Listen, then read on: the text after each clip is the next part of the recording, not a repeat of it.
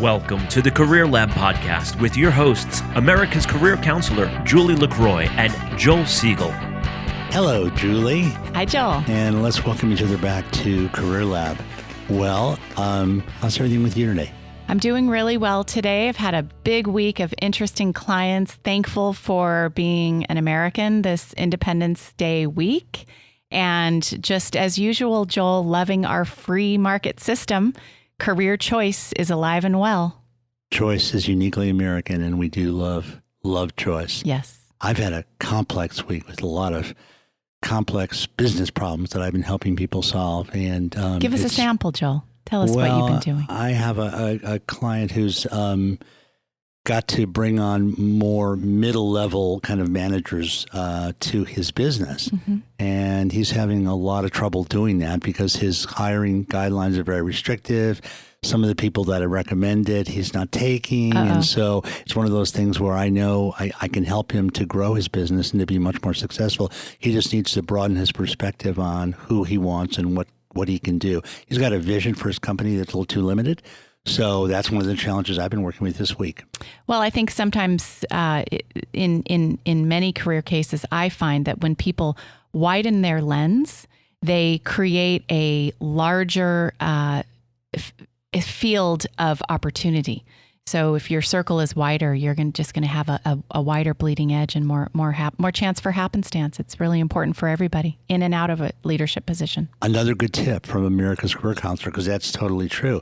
If a company has a lot of older senior level people, it's harder for them to take on younger people. Mm-hmm. And if a company that's all young, it's hard for them to take on older people. I found that to be in the case I was just describing. Mm-hmm. So it's very complicated, and hopefully we'll get to talk more about that as we go along. Yeah. You know, today I know that we're going to have a special guest. By the way, for all our listeners, we're doing this now on CareerLab in addition to meeting with all of you and helping you and have Julie help you solve your career challenges, your initial challenges, your transition challenges. We're also going to have some special guests who will help educate us and listeners on things that will be beneficial to you in your career experience. So, Julie, who do we have today? Well, today we have Meghan Medlin, a consultant with Medlin Workforce and Reentry Solutions. Meghan is a coach partner of mine, a referral partner, and Meghan is on the show today because we want to address all sorts of special populations on CareerLab. And this population is those who have been incarcerated or accused of a criminal offense, whether it's something smaller like a DUI or something larger like a misdemeanor or a felony. This is Meghan's population. Joel and I do see these populations in our practices from time to time, but we don't concentrate on them. So since they are, since it is a population that is out there trying to reenter the workforce and make career moves just like anybody else, and it's a wide population, that includes family and friends and also hiring managers and colleagues. We're going to try to give you, use Meghan to understand a little bit more about the tips and tricks to navigate some of these special circumstances. So we're hoping this is a very relatable guest today. I'm sure it will be. And you know, it's interesting because we had a guest on the show who had some of these circumstances not too long ago. Yes. So we can now think about retrospectively that guest and hear how we did. Absolutely. And hopefully in the future we can have Meghan on with a guest who does have some issues that they're working through, hopefully of a more significant level, so that we can really get some traction where the rubber hits the road. What can somebody do? So let's get Meghan on the line. Hi, this is Meghan. Meghan, good morning again. It's Joel and Julie from CareerLab. How are you? I'm doing well, thank you. Good. Well, we're delighted to have you as a guest on the show, and we want to get all of our listeners to understand a little bit more about you, how you became the professional you are, and give Julie and I some tips and some education about some of the things you do. Julie, do you want to kick things off? Absolutely. Hi, Meghan. How are you? I'm doing great, thank you. We're so glad to have you on the show as our guest. Your services are so needed. You have such important information that so many of my clients and their families can use. So I'm just thrilled that you are willing to share your expertise with us. Again, Meghan has her own consulting company, Medlin Workforce and Reentry Solutions. What's your website, Meghan? I'm actually in the process of getting a website up, but I am on all social media. So I'm on Instagram, Facebook, Great. LinkedIn, and Twitter if people want to find me there. Wonderful. Okay. And you can always just email the Career Lab to get access to Meghan. So Meghan, why don't you start by giving us a little bit of an overview of what you do and what your training is, what your experience is? Yes, thank you. And I want to thank you both for bringing me onto the podcast. It Sure. was great connecting with you both. We're excited. So a little bit more about me. My background, I actually was in sales for a long time after graduating from college with a degree in chemistry. And I stumbled into recruiting. So I was working for a national recruiting agency. And at that time, it was kind of like, this isn't really what I went to school for. Not quite sure what I'm doing with my life. I think a lot of listeners can relate to that. Sure. And at that time, I had started mentoring children with incarcerated parents, just fully to look good on kind of like my resume, not really realizing what it was going to do for me, and completely fell in love with it. Oh. And that role actually led to kind of where I found my heart, which was a nonprofit organization. So I jumped ship from the recruiting agency to a nonprofit in the middle of the recession, which for me was a big jump. Yes.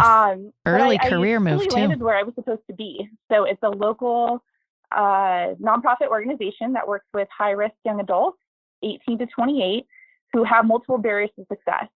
And so at this time, I was running the employment department for them. And I was finding, young adults who are having difficulties trying to find jobs, especially in the recession with, multiple barriers. So they were undereducated, underemployed, didn't have experience. And there's also a whole population that they serve that have criminal backgrounds and or are gang or criminally involved. And so I was finding they were having an even more difficult time finding employment.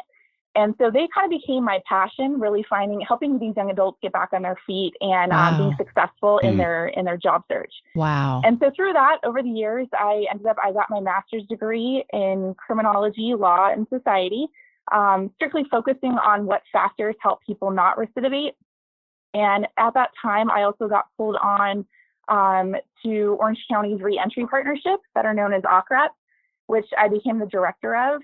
And essentially, it's kind of a hub for services in the county, which links probation, parole, sheriff's, public defender's office with community organizations. So that way, people who are trying to navigate systems when they're coming back out aren't falling through the cracks. And so that there is a more streamlined services out there. So that's kind of where I got really involved in reentry. I've done a lot of work in the county over the years between Prop 47, AB 109. I've been, the community voice. I've worked on the Stepping Up initiative, which helps create like diversion plans for people with mental health, so that way they're not being incarcerated, and numerous other things. So it's kind of become my passion over the years, focusing on reentry and then obviously with employment. So kind of where we're at. Wow. Well, that's a very interesting career arc, and we're going to talk about that. But congratulations, because your career arc has led you to a very important location right now. How do you feel about where you are right now in your career? Oh, I absolutely, I love it. And it's kind of interesting, that you asked that, because I think a lot of people knowing me over the years was kind of like, I would have never seen you get into this profession, but it's something that I really found where my heart's at. And even when I got started, I've been doing this specific to reentry for about 10 years, but obviously working in employment for about 13, 14 years. But even like 6 years ago, would you say it was kind of a taboo topic, even talking about it? And so I've been excited to see that there's more funding and attention coming down to this topic. I mean, we have Kim Kardashian, of all people, becoming a spokesperson for reentry. Right. And so I think it's really highlighting the importance of, successfully welcoming people back to our communities. And so for me, I feel like I'm in a great place with it. I enjoy what I do, and I think it's a very important topic. And I'm excited that more people are starting to get interested and knowledgeable about it. It's clear to Julie and I, we're looking at each other as you talk, and I know Julie has some important questions for you, but it's clear that you've found a spot where you're able to mix passion and profession together in a really nice way, huh? Completely. And, they say, it's cliche, but, they say when you do something you love, you don't work a day in your life. That's right. And it's so true, and in fact, the past few years, as most people know, who know me well, I've ended up doing a lot of this just out of, the goodness of my heart, because it's what drives me is really helping people and helping our community. And so for me, it's completely my passion, which is what, I like to got me turn back into consulting. I like to turn people's passion into money. So before we go into doing a little bit of pro bono work, let's talk about your consulting practice and really quickly, and just tell our listeners, how to get a hold of you, what services you might provide, a general sequence of working with Meghan would look like XYZ. Just give us a quick, broad brushstroke, and then let's dive into some questions to really kind of uncover what you know so that we can educate ourselves. Joel and I can equip ourselves with more information, and then our listeners, of course, can learn some strategies and tips and tricks. Yeah, completely. So I offer a wealth of kind of services at this point. So for direct clients, anything from, tips on interviewing, resume writing, kind of getting back on their career path.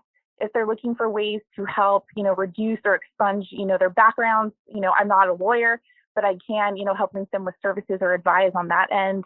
I work with like nonprofits and organizations on workforce development and, how to work with reentry clients or how to help their clients find jobs if they don't know how to work with them on that end. Kind of a whole gambit of services on that end. Okay. So a company can contact you to plan a reentry program to hire workers, or an individual can hire you as a consultant, coach, to help them navigate their job search. Correct. Yeah. Or if a company already is working with reentry clients, so how to help better serve them as well. So it is difficult, and a lot of people aren't trained in that. And so helping them on that end also. Are you primarily doing then work with these companies to help them understand how to both work with, manage, and integrate reentry clients into their companies, or are you also working with the clients individually yourself? Both. Good. Wow, that's excellent. So let's jump in right there, Meghan. Let's talk about it from the company's standpoint. What are some of the risks of hiring a reentry worker, and what are some of the benefits? Yeah, so I appreciate you asking that, actually, because I think the most common question that people have out there is, what are the risks of hiring somebody? And to be honest, there are no more risks of hiring somebody with a background than there are with somebody without a background. In fact, it's been statistically proven that people with backgrounds are less likely to commit a crime while on the job than they are elsewise. Wow. There are such things out there to help protect employers, though. So people with backgrounds can apply for bonding, especially through the state of California, which is kind of like an insurance plan to protect the employer should something would happen. Benefits that I've found and I've seen with people is a lot of times people with backgrounds are more apt to stay in their positions. And again, I use that with a caveat because some people are not ready to work, and so they go out and get jobs prior to the time that they are able to work. Because a lot of people come out with the mindset, I just need a job and it's going to fix everything, not realizing that there's a lot of other things that got them to that point. So there are some of those other layers of things they need to work on. But if you have somebody who is ready to work and they're out there, I find that they stay better because they know the value of getting that job, and they do want to work hard and really change their lives around. And so I see that definitely as a positive when working with people who have had, interactions with the law.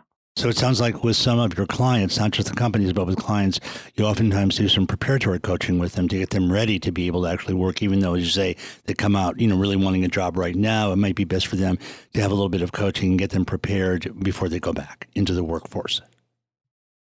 Definitely. And so everyone's situation is a little bit different. So some people just need, general coaching, such as, how to show up on time or dress professionally, or overcoming situations that happen at work, such as, my boss is really tough. I'm not used to that. Or I'm used to, maybe they've been incarcerated for a long time. And, my first reaction is to get angry or to, kind of fight back, and so kind of coaching them on workplace, etiquette and things like that.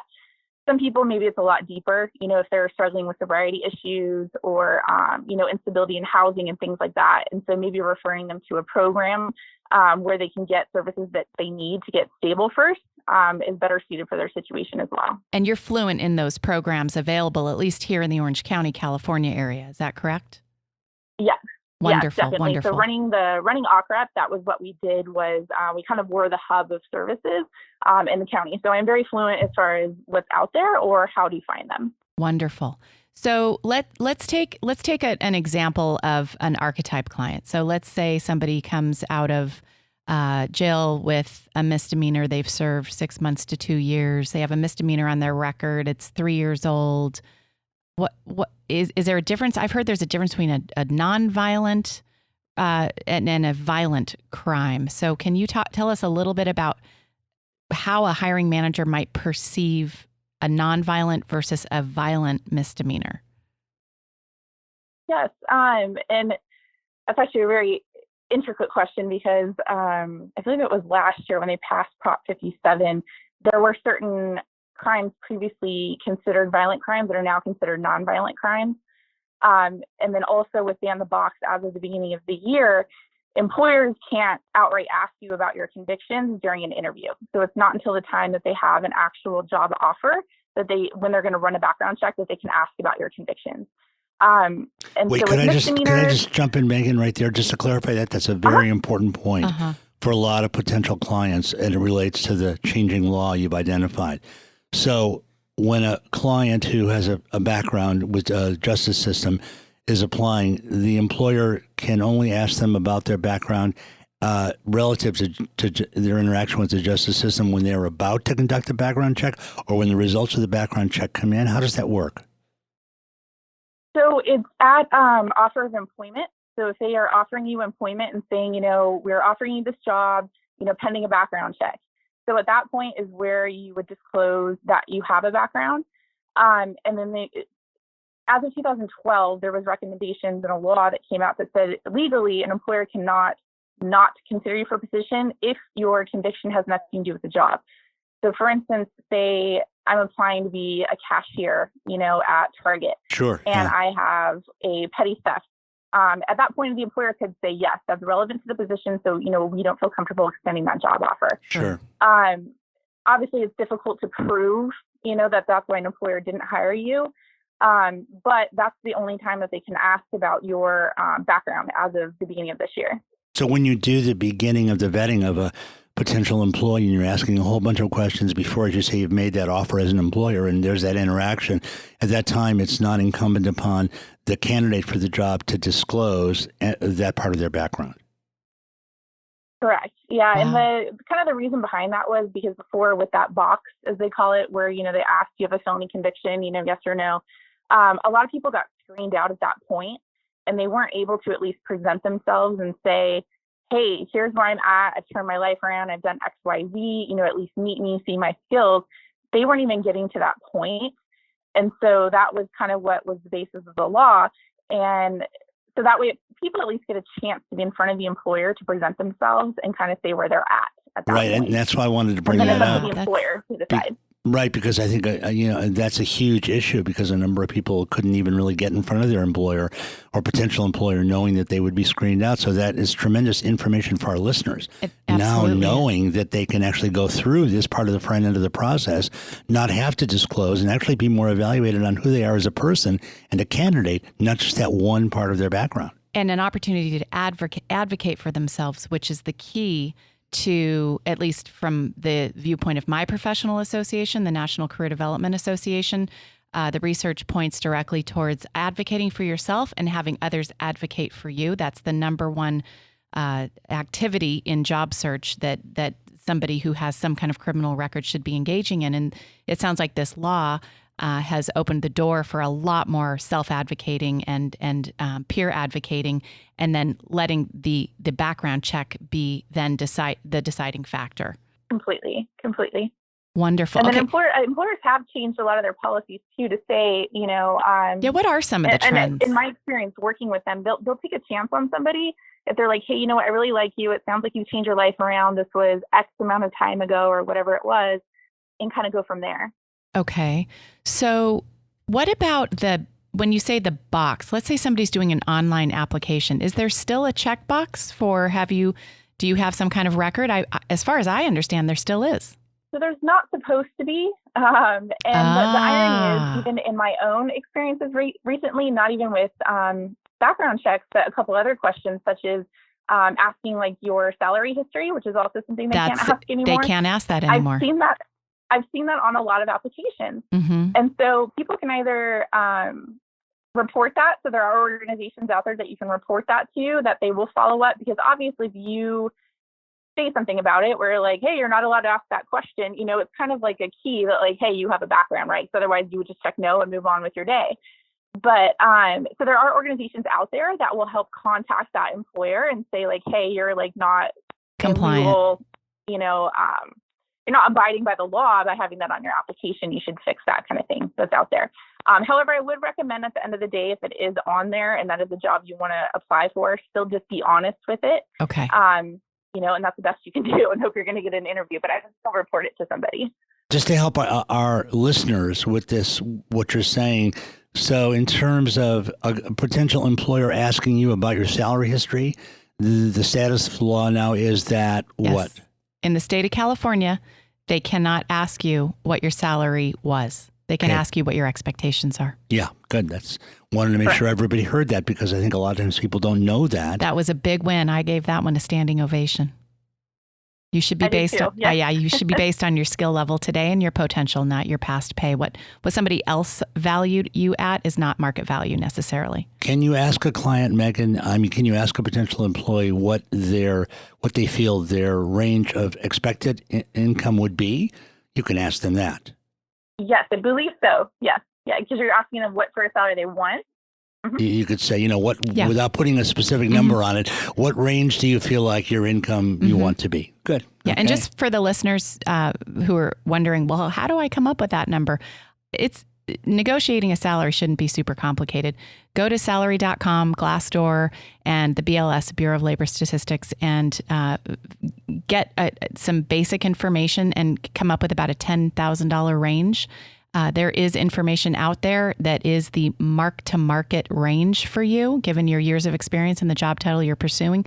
Use 2 or 3 different resources to create that range and print that data out and have it with you in your folio when you go in case they do ask you that question. And you can say, well, I've done the research and I believe I fall between $55,000 and $65,000 a year. And here's the backup if you'd like it. And this is what I think would be fair. And that usually is exactly what they're using the same resources too. So it doesn't have to be a big, emotional negotiation full of intimidation. It's a numbers. It's just back it up with, do the research. It's a numbers thing. Back it up with data and move forward with the conversation. Now, as far as having that conversation and getting over more of the biases and barriers that are out there for an individual in an interview, Meghan, what advice would you give people with something simple? Let's say I get so many clients. You'd be shocked how many people have something small like a DUI on their record. Do you deal with those individuals? Yes. Yeah. In my experience, I've dealt with everything from, as low as a DUI, all the way on up to sexual offenses, and even people who've had like murder convictions. And so I've seen the gambit of all of them. I've seen the people who have a one-time offense, it was a mistake, it was 4th of July, I was out drinking, all the way on up to, the whole history of it. And so obviously it's a little bit different for everybody. But especially with something with a DUI, I think it's something that you just need to be honest about.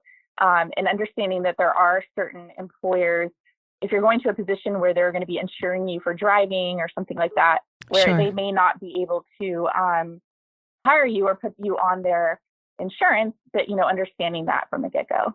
Okay, I would agree with that. And Joel, I'd like your opinion on that, but I would just like the listeners to hear, I wouldn't be too worried about a DUI. Not every hiring manager is going to see that as a major problem, a major barrier to hiring you. They are so common. So I always encourage my clients to disclose it right up front. And if you have to, or wait until the offer, if you don't have to, but do disclose it, because it's pretty common and it shouldn't be a barrier. And if it is, there's another company out there more than likely pretty close by who would, if the company would be willing to hire you because your salary fits, your skills fit, you're culturally a fit, but they just can't hire you because of their internal policies with the DUI. Maybe it's a driving thing like Meghan mentioned.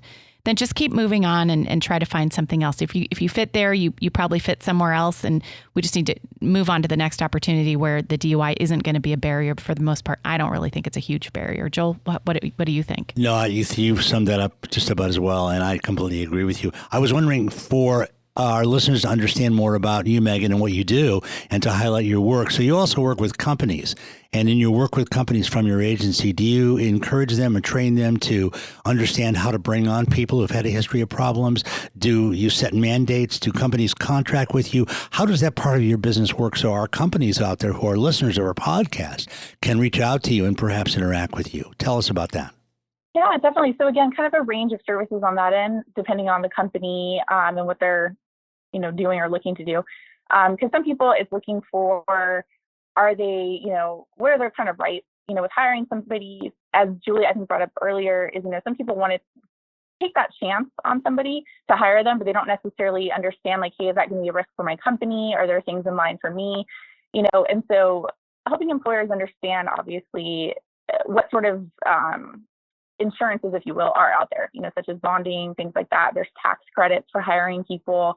So helping them set up their plans with that, helping them understand sometimes the extra coaching or support that people may need if they are coming back, immediately to a job maybe they haven't worked in a while or something like that, as well as, like I was saying, on the nonprofit side. So say if they, say it's an organization that does workforce development or does job placement, and if maybe they're not as successful, I do everything from helping them write grants, to get money for those populations on down to, training their employees, and how to navigate kind of the employment world, how to market their clients, how to prepare their clients, and things like that as well. Wow, well, then your bandwidth is quite broad, because all the way from grants and working with agencies and helping them at the nonprofit end to working with specific clients individually who've had complex and sometimes serious infractions with the law. That is quite a bandwidth. What else I know Julie and I have wanted to hear from you and have you advise our listeners who may have these kinds of problems. Or know someone who does. Right, or know someone who does, about some of the things they need to be aware of as they prepare to enter the job world. Do you have some specific things you'd like to speak to in that context, Meghan? Yeah, I think it's understanding, kind of like Julie was just saying with the DUI, right, that not every employer is going to be the employer for you. But it's also being able to present your best self, so I always teach people to, how to interview, so how to present themselves, how to dress, how to write their resume. The smallest things can, set you back, even if there's a gap in your resume or something like that. So how do you explain that, or how do you show that? Maybe you don't have recent work experience. So how do you get volunteering, or how do you get something current to kind of get you in the, competitive with other people who are applying? A lot of it's just getting the mindset also, like understanding that there are going to be setbacks. I know sometimes people go into it thinking it's actually, I don't know how you guys feel about it, but for me, I hate the dreaded felony friendly employer list because I hate those lists. I feel any employer will give somebody a chance. I love that. If they're a good fit. And I love that there are attitude. policies that restrict people from not hiring them, such as like occupational licensing and things like that. But at the end of the day, I feel like if you want to get a job, there's a job out there for you. And so it's just making sure that you're doing the research and you're properly prepared to be able to get that job. Well, that's not only a great attitude. I agree with your comment, Julie, but I think that's also probably helping a lot of your clients. I wanted to ask you, Meghan, a slightly different question, but I feel a very important one. How do you help coach clients in terms of their internal perspective about what they've done, their guilt, their shame, and their difficulty in living with the mistake they may have made, and how that impacts their performance in an interview? That's a great question. And I think it's, individual client to client. I think in my years, I've seen the whole gambit of people who everything from, it's not my fault, it wasn't me, I was just wrong place, wrong time, all the way on up to people who just have extreme guilt about it, and have such depression and anxiety that they almost can't even leave the house, and so a lot of it is really kind of getting to the root of what got them there, as well as taking responsibility for what they did. Because good, bad, or indifferent. Like, I do believe in wrongfully, convictions and things like that. But at the end of the day, if you have a conviction, that is something that we need to work with and need to learn how to, express that. And something like I tell everybody is, just because you have a conviction or something on your background, that doesn't define who you are as a person. No. That's part of who you are, and that's part of what got you to where you're at, but that's not who you are as a person. And so I guess really getting people to see their value and their worth, and help get that kind of side out there is really important. But yeah, it's a very individual thing depending on, who you're talking with as well. I'd like to comment on that. Some of the individuals I've worked with who are struggling with a criminal offense on their record and are not ready or not sure how to get ready to go back to a higher level of employment, I encourage to take any job. Take a job as a server, a job as a bartender, a job at Target as a checker. Do something, even though you might be highly educated and you might have been in a more professional level role, because it's important to put yourself in a position where the workforce can give you feedback that you are skilled and you are good. And that does result in building that momentum of confidence to get them rolling forward closer and higher and more trajectory pointed towards the professional positions. If you hide at home, you're not getting that feedback from society that says you matter. Your skills are important here. You're doing a good job. And I think those are the kind of messages that when anybody who's had any kind of traumatic event happen are hard to come up with on your own. You need to expose yourself to society to get that feedback. And that is not Julie LaCroix's opinion. That is Albert Bandura, the theory of social learning, a long-standing, well-accepted, peer-reviewed theory in the field of psychology, that is how we learn and grow and develop. It's by how we act and react to our environment, and putting ourselves in an environment by acting on our environment and letting the environment do its work, and then us reacting and learning from that. And if the what we're hearing from our environment, if we take that step to put ourselves out there, we hear from the environment that we're doing well, then our next response is going to be further steps forward. And that's really what we want to try to get somebody who is at a standing stop to start to do something, get hired somewhere and start that feedback loop, because that's the snowball that we're looking to grow. Julie, that's really, really tremendous feedback. I'm sure, Meghan, you agree with that, because, of course, everyone knows that is exactly how that loop works. And I think sometimes, I know I've had a number of clients who've been very highly educated and successful, who've had interactions with the law, not necessarily murders or anything like that, capital crimes, but financial crimes and others. And they have a very hard time doing what you just advised, Julie, because there's a lot of ego loss involved in that. And my experience, I don't know if you can share yours as well, Meghan, but my experience with my clients who have had those backgrounds is if they did take a job, just as you suggested, Julie, the impact on their development was profound. It really helped them. Yeah. Meghan, what about you? I was going to say I completely agree. And then also understanding where they're at. I mean, I have a client who, exactly has a master's degree, had a very high up position, and, made a horrible mistake, I'll say it that way. And even kind of taking those positions that are more public has been very shameful for her, because she hasn't wanted to be around people or kind of put her face out there. And so it's also finding an environment where she's successful. So she's currently working, in an office position, which is a smaller environment and things like that. And it's a place that's really helping her grow and kind of get that confidence back.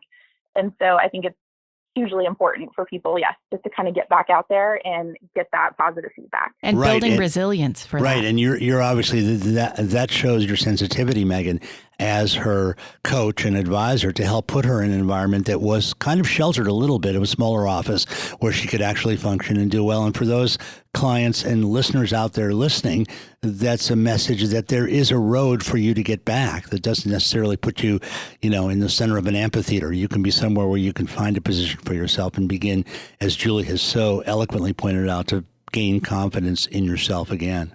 So let's wrap up this call. There are so many good takeaways for our listeners here, but I do have one more that I'd like to offer up, and I'd like to hear Joel and Meghan both offer up their best tip, their best takeaway for the listeners on top of everything else that we've gotten today. The National Career Development Association publishes research, and our position is very clear, like I earlier mentioned earlier in this call, that advocating for yourself and finding friends and family members who can advocate for you is the number one thing you can be doing if you have something on your criminal record. Asking people for help. Let me give you an example. John, I need to sit down and talk to you. I have this thing. This is what happened. I'm trying to get back on my feet. I really need some help and I could use some advice. Those are the two magic words, help and advice. I really need somebody to advocate me. Can I count on you? Would you mind talking about me? Anytime you hear about a job, if you have 2 or 3 people that you would be willing to reach out to on my behalf to open some doors so that I can try to have some conversations about getting hired, I would really appreciate it. So now I've just modeled for you a very direct conversation you can have to advocate for yourself, and you can ask others to advocate for you. So that's the one takeaway that I would like to offer up from my Career Development Association, the NCDA. They also do have a page with a lot of resources for the public, ncda.org.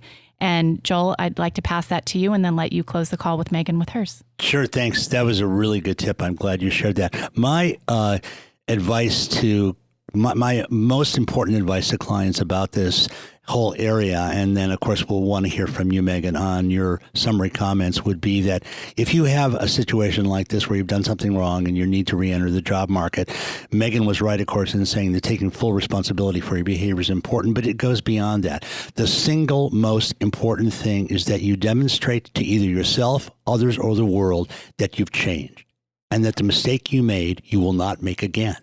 And that's can be accomplished. You can show that whatever mistake you made, you've taken steps to ensure that that won't happen again. And no one can ask any more from you than that. If you do that, you've done what society asks you to do. And then to talk about that in an interview. Yeah, that's my takeaway. So, Meghan, we'll toss it over to you. Yeah. No, that's great. I was going to say, I think mine is kind of a combination of both of those. And so it is exactly that. It's, trying to work on yourself to get better. And so whether that's working on your sobriety or whether that's, taking a skill or a trade class or something like that, and finding the resources that are out there. Maybe you don't have the confidence yet, or maybe you don't believe in yourself yet, but there are people out there that do believe in you and do want to help you. I, for one, if you do need that assistance, to help guide you to get you back on track so you can believe in yourself again. But I think it's asking for that help and acknowledging that you can't do it by yourself, that you do need your support system, I think is very important, and it's going to help people be successful. And Meghan, you just brought home that you just put the nail in the coffin, and that's the one piece that Joel and I both overlooked and just kind of didn't mention here is don't stop investing in yourself. Take that class, sign up for that professional certification, go back and get some kind of, certificate from a junior college. Don't give up on yourself. Keep building forward. Invest in yourself. Well, Meghan, it's been so great having you. Yeah. This has been such a wonderful guest segment. We're so grateful that you were willing to come on our show, and we're going to be highlighting highlighting the things you do. People will be able to reach out to you directly by downloading this podcast. Absolutely. And we'll have your optics on there, and hopefully, you'll be able to join us again in the future and tell us how it's going, because this has been a fascinating and really, really valuable show. Yeah, Meghan Medlin, Medlin, Medlin Workforce and Reentry Solutions. And we can find you on Facebook where? Exactly at Medlin Workforce and Reentry Solutions. And Wonderful. then also on Twitter and Instagram as well. Great. And when you get your website up, let us know, and we'll highlight it as well, okay? Yeah, or you can just pop into the CareerLab website and ask us to refer you to Meghan, and we'll put you in touch with her. So, Meghan, thank you so much for coming on the show today. Great having you on our program, Meghan. Thank you both so much. I really appreciate it. Okay, take care. Bye. Well, that was a wonderful segment, Julie. Yeah, I'm lucky to have her as a coach partner and referral source. And really having some interesting guests, and she's doing a tremendous service. Yeah. One of the things I got the sense from her was she was a very egoless professional. She really had more of an investment in the clients and in the outcome than she had in herself. And that really came through. And, that's not... Sometimes you don't see that. No. So that's kind of a rare quality. Most people lead with their ego, and lead with them. And she really had a different perspective on that. And I think part of that probably comes from who she is as a professional and all that. But part of it probably comes from what she's dealing with, having to deal with people who are in such tough circumstances. And Joel, she's just a good egg. She's just a good egg, and she knows the notes to her music, and she can play the symphony that her client needs. She's obviously skilled, educated, and like you say, her heart is in the right place. That was a very artistic wrap-up, Julie. I'm glad to hear that from you. We're that so lucky. That was beautiful. Thank you. I hope for all of you that have been in rehab and have a gap you're not proud of, or you've been in jail and you have a gap you're not sure how to explain, or you got a DUI for the right or the wrong reasons and you're not sure how to deal with it. I hope that you got something that you can move forward with today, whether it's advocating for yourself, investing in yourself, or doing things to put your bleeding edge out there to get the feedback that you need to build that confidence. We really, really wish you all the best. And please know the barrier isn't as big as it might seem like from where you are. You're a kitten looking in a mirror at a lion, and let's just get out there and roar, because you're strong enough too. Okay, well said. Well, we'll see you again soon on CareerLab special segments coming up. Hi, I'm Julie LaCroix, and this is CareerLab. Stop solving the symptom of your problem and solve the problem. Get the career help you need. Like, listen, and subscribe to the CareerLab podcast and share it with your friends. You can find us on Apple, iTunes, Spotify, and anywhere else you can find a podcast.